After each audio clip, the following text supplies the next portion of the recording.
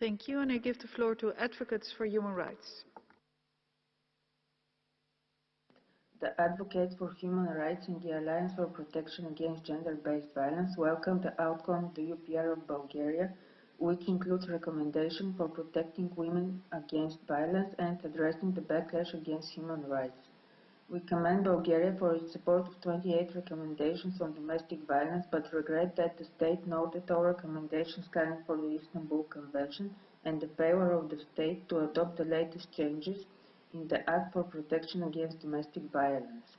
Victims of domestic violence lack access to justice. The Bulgarian Criminal Code requires that survivors have to prove at least 3 prior incidents of domestic violence before official charges, a requirement that victims apply for an order of protection within 30 days of an act of violence adds more burden. Civil society and journalists also face barriers in their work. We commend Bulgaria for accepting 10 recommendations promoting free expression, but we are concerned about the many obstacles of free expression.